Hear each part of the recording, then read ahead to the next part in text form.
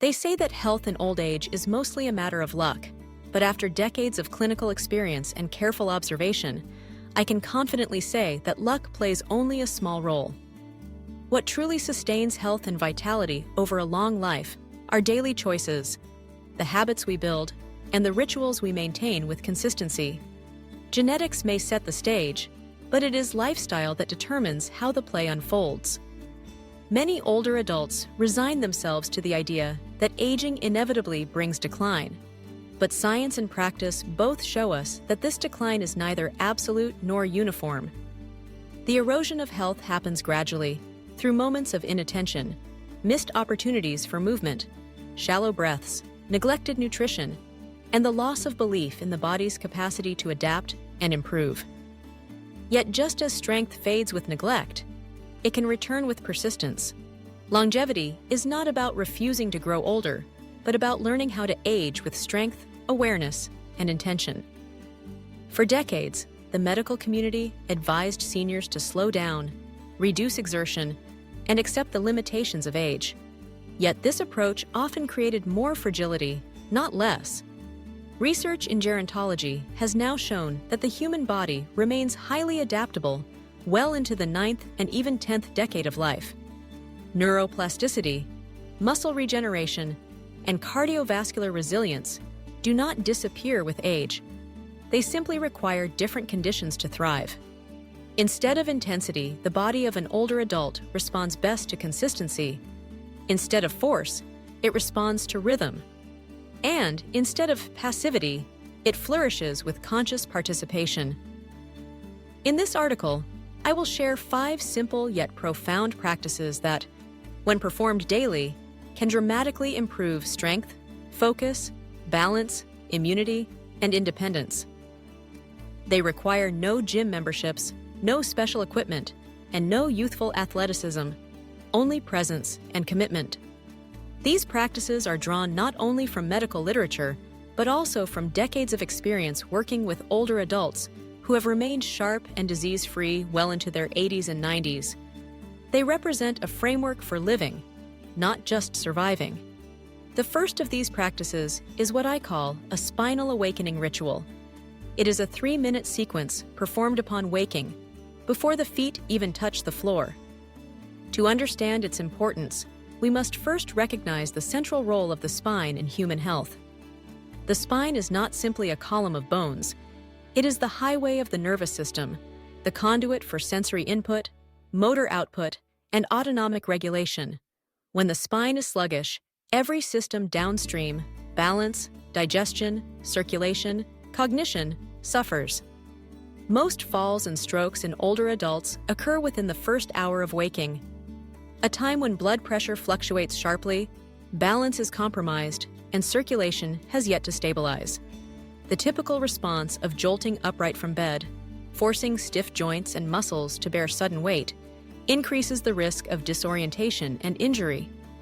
By contrast, beginning the day with gentle spinal mobilization prepares the nervous system for the day ahead. The ritual is simple. While lying on the back, slowly rotate the head from left to right, not to stretch, but to gently awaken cervical nerves. Then draw the knees toward the chest, hug them lightly, and rock side to side, cradling the spine as if it were an infant. Finally, release the legs and allow the back to settle. These small movements signal to the body, you are alive, awake, and aligned. A 2017 study in the Journal of Geriatric Physical Therapy found that older adults who practiced morning spinal mobilization reported fewer falls, improved posture, and enhanced cognitive clarity throughout the day. Beyond the numbers, the subjective benefit is profound. Waking without dread, without stiffness, and with calm presence.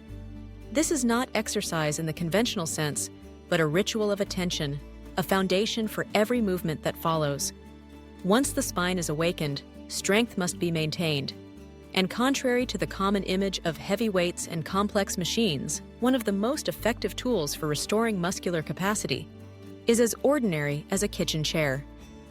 The decline of muscular strength in old age is rarely sudden. It is the quiet erosion of daily function. Standing up becomes more difficult. Lifting arms overhead causes discomfort. Thighs begin to tremble when rising from a seat. These are not diseases, but signals of disuse.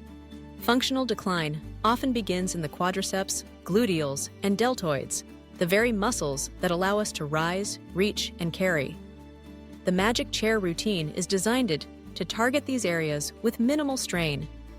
Sit with feet planted on the floor. Slowly lift one leg, hold for several seconds, then lower it with control. Repeat with the other leg. Afterward, extend both arms straight forward. Raise and lower them slowly, focusing on breath and awareness. 10 repetitions suffice. This sequence requires less than 5 minutes, but has measurable effects.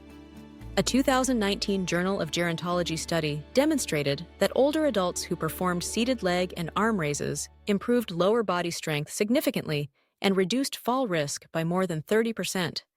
Clinical observation confirms the same. Patients who could not stand without support regained independence within weeks of daily practice. The chair becomes not just furniture, but a training ground for resilience. Each repetition whispers to the body, "You are still capable." Functional movement, motions that mimic daily tasks, is more protective of independence than any high-intensity workout. For those recovering from surgery, living with arthritis, or simply adjusting to the passage of years, this practice is both accessible and transformative. Breath, often overlooked, is another pillar of health. Many people assume that breathing is automatic, and therefore requires no attention.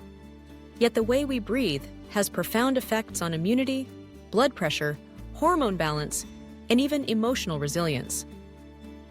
Among the many techniques studied, the 4-7-8 breathing rhythm has emerged as a powerful tool for regulating the autonomic nervous system. The method involves inhaling through the nose for 4 counts, holding the breath gently for 7, and exhaling through pursed lips for 8. Practiced for 4 cycles in the morning and 4 at night, it promotes parasympathetic activation, shifting the body from a state of defense into one of repair. Research has shown that slow, controlled exhalations increase vagal tone, lower cortisol levels, and improve oxygen delivery to vital organs. In clinical settings, patients who adopted this practice reported reduced anxiety, improved sleep quality, and greater digestive comfort. The beauty of the 4-7-8 breath lies in its simplicity. No cost, no equipment, no side effects. It is medicine available to all, yet too often ignored. Aging often brings an invisible burden of tension, shoulders drawn tight, chests collapsed, thoughts racing. This quiet technique provides a release. Each inhale affirms life. Each exhale releases fear. Over time, the body becomes more resilient, less prone to inflammatory cascades, and more capable of withstanding challenges. In many ways, this breath is the most powerful prescription that requires no pharmacy. Movement of the spine, the muscles, and the breath must be complemented by movement through space. Walking, one of the simplest human activities, is also one of the most therapeutic. Too often dismissed as insufficient exercise, walking is, in fact, a form of medicine. A daily walk of even 15 minutes improves circulation, enhances lymphatic drainage, reduces systemic inflammation, and elevates mood. Beyond physiology, walking restores a sense of connection to one's body, to the environment, and to the rhythm of time itself. In older adults, walking prevents the sense of shrinking into smaller spaces, both physically and emotionally. It reclaims expansion. Studies consistently affirm this. Research published in the British Journal of Sports Medicine demonstrated that 20 minutes of daily walking significantly reduced markers of chronic inflammation. Stanford University studies further revealed that walking outdoors enhances creative thinking and cognitive clarity more than remaining seated indoors. Clinically, I have seen patients who regain digestive regularity, mental stability, and social engagement through nothing more than structured walking. The key is intention. Walk not for calories, but for presence. Feel each footstep. Allow the arms to swing naturally. Synchronize breath with stride. Rain or shine, this ritual becomes non-negotiable. not because of discipline, but because of its profound effects. When neglected, the body grows sluggish, thoughts become heavy, and vitality wanes. When honored, walking becomes a daily renewal, a silent medicine delivered without prescription. The final practice may seem almost trivial, yet carries immense weight, strengthening the hands. Grip strength, once considered a minor detail, is now recognized as one of the strongest predictors of longevity. Weakening of the hands often announces itself quietly. Dropped keys, difficulty opening jars, trembling when writing. Yet this loss carries psychological as well as physical consequences, undermining confidence and independence. The hands are extensions of autonomy. They feed, dress, clean, protect, and connect us to others. When they weaken, identity itself feels diminished. Fortunately, simple exercises can restore function. Each morning, extend the hands fully, stretching the fingers wide. Then slowly clench into a fist, holding for several seconds before releasing. Repeat 10 times. This takes less than 5 minutes, requires no equipment, and delivers profound benefits. A study in the Journal of Aging and Physical Activity confirmed that consistent hand-strengthening exercises reduce arthritis pain, improve grip stability, and enhance neural communication. Patients who once struggled with fine motor tasks regained the ability to write, cook, and manage daily activities without assistance. The key lies not in intensity, but in repetition. Quiet devotion to this ritual preserves not only strength, but independence. In geriatric practice, I emphasize this above all. Independence is the true currency of aging. Preserving the hands is preserving dignity. Taken together, these 5 practices form a framework for lifelong vitality: awakening the spine, strengthening with the chair, breathing with rhythm, walking with presence, and preserving the hands. They are not glamorous. They will not win medals or attract applause. But they will provide something far more valuable: independence, clarity, resilience, and peace of mind.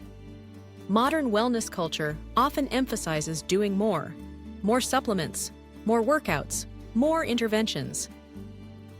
Yet true wellness in later life comes from doing less, but doing it with attention. Quiet repetition, consistent rituals, and small daily acts restore health more effectively than bursts of intensity. If you are reading this and wondering whether it is too late to begin, let me assure you, if you are breathing, it is not too late. Neuroplasticity, muscular adaptation, and immune resilience continue throughout life. Many of the most remarkable transformations I have witnessed began in patients' 60s or 70s, after decline had already begun. The body, given attention, responds at any age. There will, of course, be days of resistance, days when the body feels stiff, the mind wanders, and motivation is absent. This is normal. The key is to proceed anyway. Consistency, not perfection, is what creates change. Each act of care is a message to the body. You are still worthy. I have not given up on you. That message alone can alter posture, mood, and outlook. It turns fear of aging into acceptance of living. It replaces decline with stewardship of vitality. Every breath, every walk, every stretch becomes an act of defiance against decline, a conscious choice to add life to years, not merely years to life. From a medical perspective, these practices address the major domains of aging: balance and fall risk, spine ritual, muscular strength and independence, chair routine, autonomic regulation and immunity, 4-7-8 breath, cardiovascular and cognitive function, walking, and fine motor control, hand exercises. They are low risk, cost-free, and evidence-based. They can be integrated into daily routines without disruption, making them uniquely sustainable. From a human perspective, they offer something even more profound: dignity. The ability to wake without fear, to move without hesitation, to breathe with calm, to walk with purpose, and to hold life firmly in one's hands. These are the hallmarks of aging well. Health at 90 or beyond is not the result of chance. It is the accumulation of countless small choices, repeated day after day, year after year. It is built in quiet moments, in the decision to stretch before rising, to lift legs from a chair, to breathe deeply, to step outside, to clench and release the hands. These are not grand gestures, but quiet acts of devotion. And in their repetition, they create resilience that no pill or procedure can replace.